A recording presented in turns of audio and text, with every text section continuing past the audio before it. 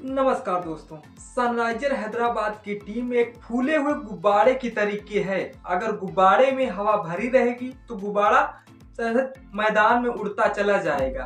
Sunriser Hyderabad के team के पास गुब्बारों की तो कमी नहीं थी, और जिस तरह से आज गुजरात टाइटंस ने, ये वही स्टेडियम है जो शायद 2023 का लम्हा वो पल याद दिलाता हुआ चला जाता है। गुजरात टाइटंस ने भले इन विदेशियों को दिखा दिया है कि ये पिच हमारे लिए बनी थी। एक मैच तुम जीत कर शायद हमारे बरसों का सपना तुम हमारे हाथ से छीन के ले गए थे।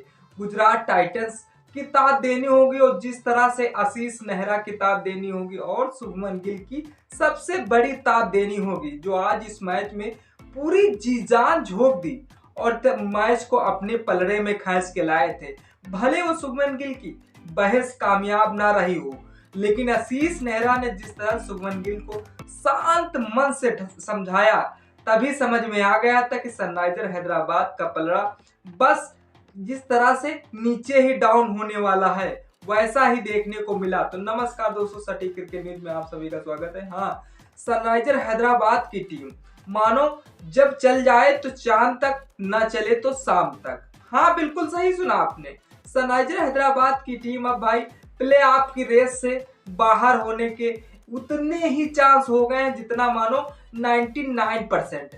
मतलब प्ले ऑफ की रेस से एक मुकाबला और हार जाती है सनराइजर हैदराबाद टीम तो भैया प्ले ऑफ से एकदम बाहर ही हो गई हो, और गुजरात टाइटंस बस एक ही मुकाबला जीत ले प्ले ऑफ की रेस में, वो तो अंदर ऑलरेडी बनी हुई है। गुजरात टाइटंस भले पिछला मुकाबला राजस्थान रॉयल्स से गुजरात टाइटंस हार गई थी, क्योंकि उसमें वैभव सूर्यवंशी चमके थे, लेकिन आज उन्होंने जिस तरह से कमबैक करके दिखाया और जिस तरह से 224 रनों का टारगेट सनराइजर हैदराबाद की टीम के आगे रखा था। एक समय सनराइजर हैदराबाद के बल्लेबाज चमत्कार दिखाना चालू करते हैं, लेकिन फिर जैसे ही ट्रेविस हेडुल्ला का विकेट गिरता है, तभी सनराइजर हैदराबाद की जो उम्मीदें थी वो शायद नीचे नीचे और गिरती चली जाती, क्योंकि एक तरफ आज जो सनराइजर हैदराबाद की टीम मैदान पर खेल रही थी वहां पर काव्या मरन आज नहीं दिखी, लेकिन गुजरात टाइटंस के लिए आशीष नेहरा अपनी टीम को विन कराने के लिए जी जान झोंकते हुए चले जा रहे हैं। हाँ, एक समय जिस तरह से जिस थर्ड एम्पायर भले जिस तरह से शुभमन गिल को अंदर बाहर आने में दिक्कत का परेशानी करने में लगे थे, क्योंकि जिस तरह से आज शुभमन गिल और आशीष नेहरा एक गेंद अगर बैठते थे कुर्सी पर तो दूसरी गेंद खड़े हो जाते थे आशीष नेहरा। हाँ, देखने को मिला, कमबैक करने को मिला। गुजरात टाइटंस ने हैदराबाद को 38 रनों से हरा दिया है। हाँ, जिसमें से शुभमन गिल के और जोस बटलर के 50 देखने को मिली है। उधर जिस तरह से मोहम्मद सिराज और प्रसिद्ध कृष्णा ने कमाल का कमबैक किया अपनी टीम के लिए, दो दो विकेट चटकाए चटकाए, जिस तरह से जीत से नंबर 1 2 पर पहुंचेगी गुजरात टाइटंस। हाँ, गुजरात टाइटंस सेमीफाइनल में क्वालिफाई करने के लिए एकदम करीब है। हाँ, गुजरात टाइटंस को जिस तरह से आज डेब्यू कराया, कोटजे गुजरात टाइटंस से डेब्यू कर रहे थे, जो कि आज बेस्ट परफॉर्मेंस करके दिए हैं अपनी टीम को।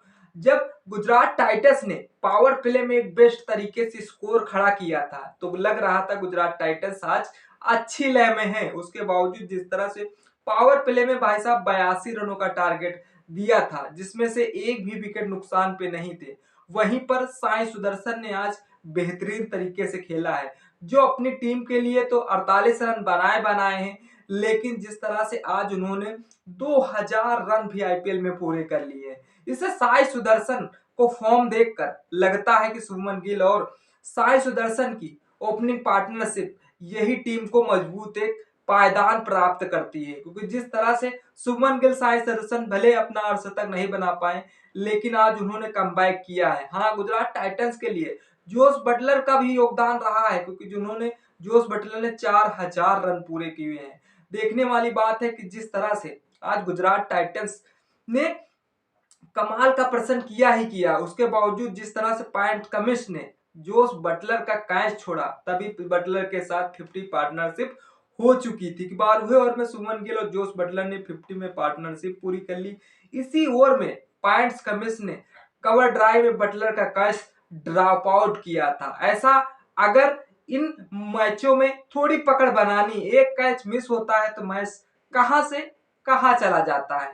हाँ, सनराइजर हैदराबाद की दानों की शक्तियां भले आज फेल होते हुए दिखी है मैदान पर, लेकिन हमें यह समझ में नहीं आ रहा कि सनराइजर हैदराबाद की टीम ये सिर्फ कागज पर ही मजबूत है, लेकिन फील्ड पे कुछ भी नहीं उखाड़ पाती। भले अभिषेक शर्मा ने 70 रनों की पारी खेली, उसके बावजूद आज ट्रेविस हेड से उम्मीद थी, ईशान किसान से उम्मीद थी, अनिकेत वर्मा से उम्मीद थी, हेनरिक क्लासन से उम्मीद थी, लेकिन वो सब अपनी टीम को पे खरे नहीं उतरते।